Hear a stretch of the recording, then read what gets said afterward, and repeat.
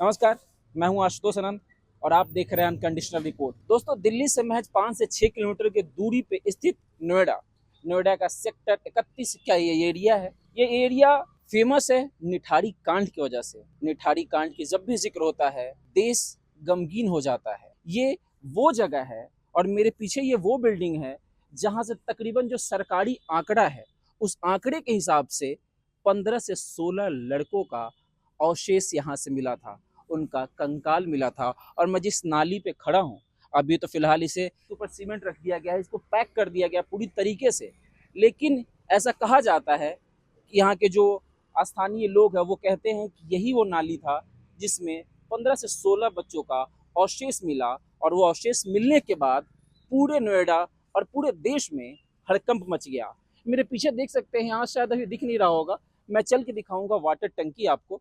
ये वही वाटर टंकी है जहाँ जो भी बच्चे यहाँ खेलने आते थे, वहाँ से वो गायब होकर, और ऐसा कहा जाता है कि वहाँ से गायब करने के बाद वो बच्चों का जो भी अवशेष था वो इसी बिल्डिंग में मिलता था दोस्तों। और 2005 से 2006 के बीच का एक केस है। तकरीबन केस को हुए हुए 19 साल के आसपास हो गया दोस्तों। 19 साल के बाद ये बिल्डिंग का ये हालात है। इस पूरे घटना के जो मुख्य आरोपी थे मोनिंदर सिंह और उनका ड्राइवर सुरेंद्र कोहली, वो दोनों बाइज्जत कोर्ट से बरी कर दिया गया है। लेकिन इन सब के बीच एक सवाल आज भी बहुत अहम है कि इस घटना के पीछे जो 16 बच्चों का अवशेष यहाँ से मिला, उसका आरोपी कौन है।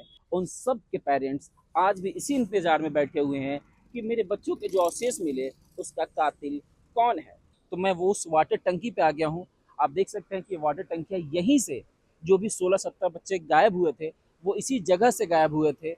और दोस्तों, उसके सारे अवशेष उस घर के नाली के आसपास मिला था। ये ग्राउंड रिपोर्ट 2005-6 में घटित एक बहुचर्चित घटना के स्थान विशेष का है। वो घटना था निठारी हत्याकांड। एक ऐसा हत्याकांड जो 2005-6 के बीच में हुआ था नोएडा के सेक्टर 31, जिसने पूरे देश को झकझोर के रख दिया था। न सिर्फ देश को बल्कि पूरी दुनिया में इसके बारे में बात की गई थी। 2005-6 में घटित ये घटना एक ऐसी आपराधिक घटना थी जिसे सुनने के बाद या जिसके बारे में जानने के बाद कई सारे लोग हतप्रभ थे कि आखिर ऐसा भी कोई कैसे कर सकता है। ये सारी घटना नोएडा के सेक्टर 31 में एक कोठी में घटित हुई थी, ऐसा कहा जाता है।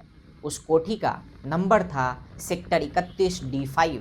उस कोठी के ऑनर का नाम था मोइंदर सिंह पंढेर और उसका एक आदमखोर नौकर जिसका नाम था सुरेंद्र कोहली। दरअसल 2005-6 के बीच में ये जो घटना घटित हुई, इसमें इन दोनों के ऊपर इस बात के आरोप थे कि इन्होंने करीब करीब 17 मासूम बच्चों को, और जिसमें से ज्यादातर लड़कियां थी, उनका तरह तरह से शोषण किया और फिर उनको जान से मार के उसके बचे हुए शारीरिक हिस्से को बगल के नाली में बहाने तक की पूरी घटना इसमें शामिल है या इसमें हुई थी। मोहिंदर सिंह पंढेर जो असल में पंजाब का रहने वाला व्यक्ति था, लेकिन कारणवश वो नोएडा में रहता था और उसके कारण ये थे कि नोएडा एनसीआर में उसकी एक अच्छी खासी बिजनेस थी जिसे वो रन करता था। बिजनेस के सिलसिले में मोहिंदर सिंह पंढेर को देश से बाहर भी जाना होता था। दरअसल कहते हैं कि सुरेंद्र कोहली की पहचान तब के एक ब्रिगेडियर के माध्यम से हुई थी। सुरेंद्र कोहली जो उस समय किसी ब्रिगेडियर के घर पे खाना बनाता था। ब्रिगेडियर ने सुरेंद्र कोहली की तारीफ की और ये कहा कि ये काफ़ी अच्छा खाना बनाता है, और उसके बाद महेंद्र सिंह पंढेर ने सुरेंद्र कोहली को अपने यहाँ पे रख लिया। सुरेंद्र कोहली का काम ये था कि वो महेंद्र सिंह पंढेर के लिए सारे काम करता था, खाना बनाने से लेके और भी बाकी चीज़ें।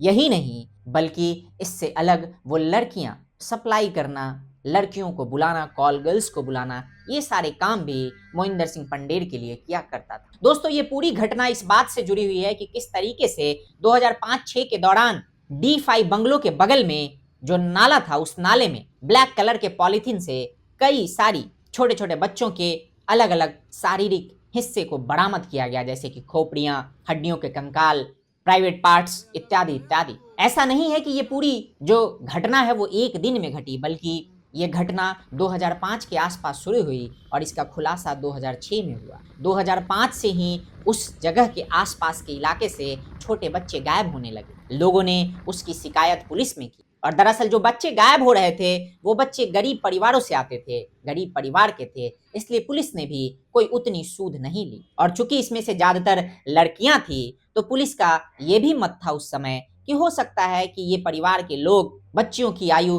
कम बता रहे हैं, ये बच्चियां 18 साल से ऊपर की होंगी जो अपने मर्जी से किसी के साथ भाग गई होंगी, बाद में कुछ समय बाद वो वापस आ जाएंगी। और इसी सोच के वजह से पुलिस ने उस समय किसी भी तरीके की पुख्ता कार्रवाई नहीं की और यह घटना क्रमशः चलता रहा।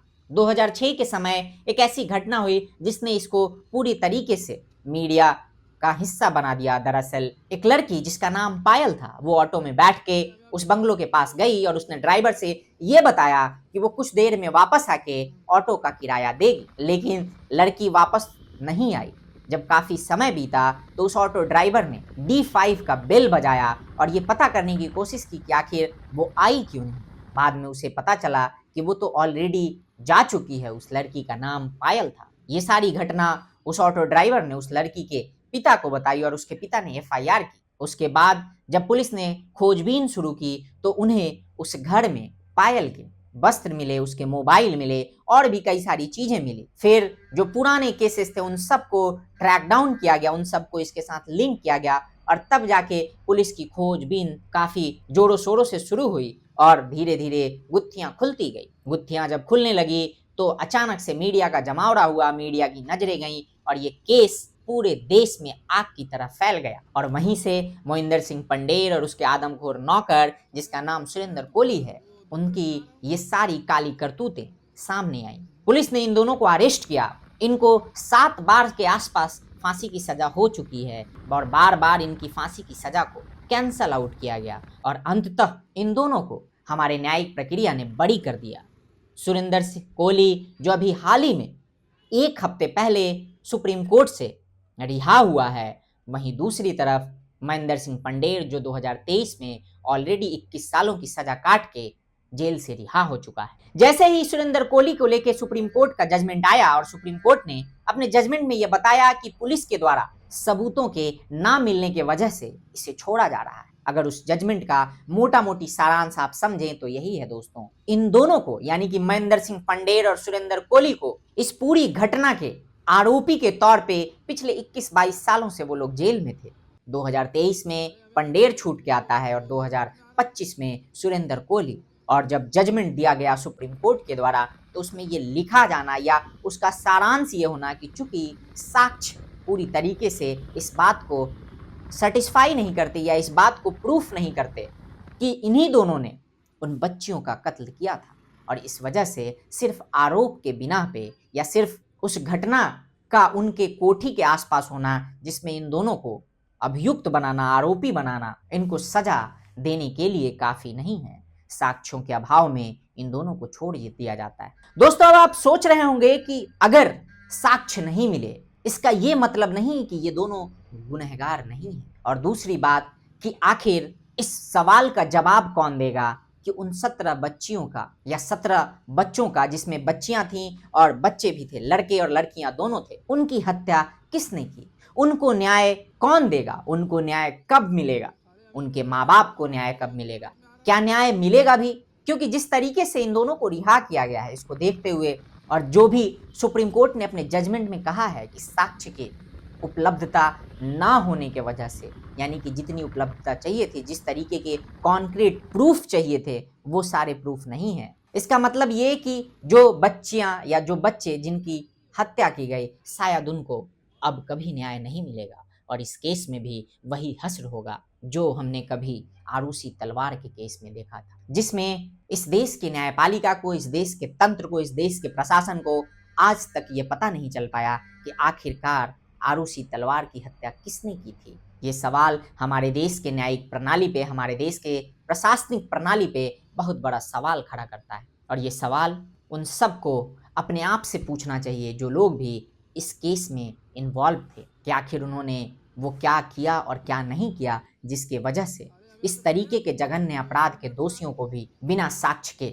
या साक्ष्य के अभाव में बरी किया जा रहा है। और दोस्तों कहीं ना कहीं ये उन माता पिता के साथ जिन्होंने अपने बच्चे खोए, उन बच्चों के साथ जिन्होंने अपनी जिंदगी खोई, जिन्होंने वो दंश झेला, उन सब के साथ ये अन्याय है।